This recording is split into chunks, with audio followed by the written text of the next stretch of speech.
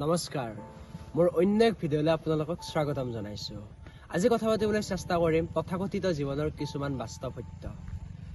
যোৱা পৰহি কলেজলৈ যাই থাকোঁতে এগৰাকী আইতাক লগ পালোঁ। টেম্পু এখনত আইতাজনীৰ লগত কথা পাতিলোঁ ধুনীয়াকৈ। আইতাজনীৰ মুখত যিটো হাঁহি, সেই হাঁহিটো সঁচাকৈ বহুত ভাল লাগে। আইতাজনীৰ লগত কথা বতৰা হ'ল, কথা ভালকৈ পাতিলোঁ। পাতি অলপ গম পালোঁ আইতাৰ বিষয়ে। আইতাগৰাকীয়ে ৰাতিপুৱা স্কুল টাইমত যেতিয়া 8:30-8:30 বজাত তেওঁ ওলাই যায় আৰু 6টামান বজাত তেওঁ ঘূৰি আহে। মানে তেওঁ এটা কাম কৰি আছে। তেওঁৰ বয়স চাগে 60 মান হ'ব। সেই 60 ইয়াৰ্ছ বয়সত তেওঁ বৰ্তমান মানে 8:30-8:30 বজাত ওলাই যায় আৰু গধূলি 4টা বজাত আহি পায়। তাৰপিছত মই আইতাজনীক সুধিলোঁ যে আইতা আপুনি ইমান বয়স হৈছে আপুনি কিয় কামবোৰ কৰি আছে, নকৰিলেও হৈ যায় আপোনাৰ।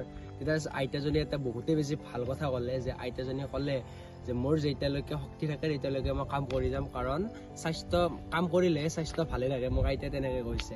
তো সেইটো কথা শুনি ভাল লাগিছে, কাৰণ বহু আইতা আমাৰ আছে বা বহুত বাৰু কাম কৰিব নালাগে বাৰু, বহুতে নকৰে, বহুতে এনাই থাকে। কিন্তু সেই আইতাজনীয়ে সেই ঘৰত যায় মানে 8:00-8:30 যায় আৰু 6টা বজাত ঘূৰি আহে।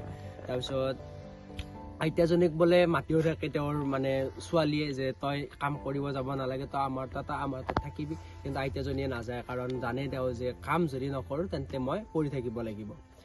তাৰপিছত আইতাৰ সেই কথাটো শুনি বহুতে বেছি ভাল লাগিল। তাৰপিছত আইতাজনীক আৰু এটা কথা সুধিলোঁ মই যে আইতা আপোনাৰ ল'ৰা নাই নেকি, আপোনাক যে ছোৱালীয়ে মাতিব লগা হৈছে, আপুনি যে কাম কৰিবলগীয়া হৈছে। তেতিয়া আইতাজনীয়ে কৈছে যে মোৰ 2জনকৈ ল'ৰা আছে।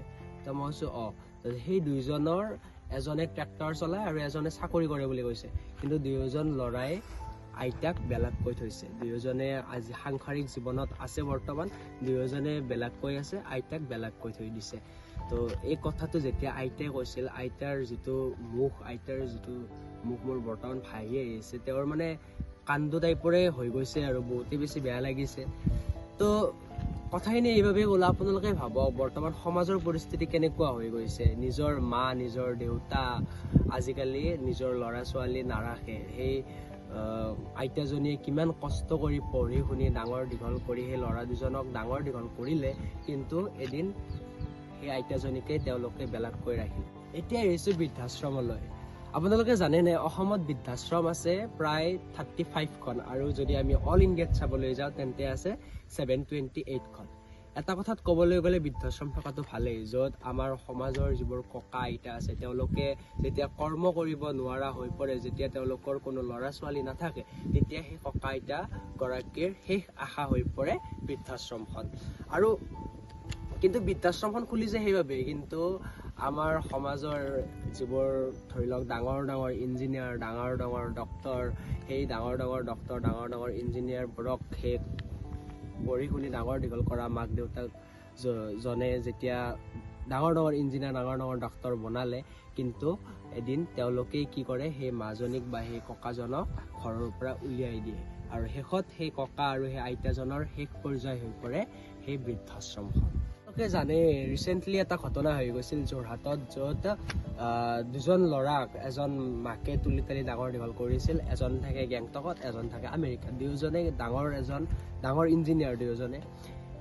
ইমানেই বেছি দুৰ্ভাগ্যৰ কথা যে ইমানেই বেছি তেওঁলোকে জীৱনৰ তেওঁলোকে ব্যস্ত জীৱনৰ গতিত ইমানেই বেছি আগবাঢ়ি গৈছে যে সেই মাজনীৰ দেহাৱসানেই তেওঁলোকে গমকেই নাপালে।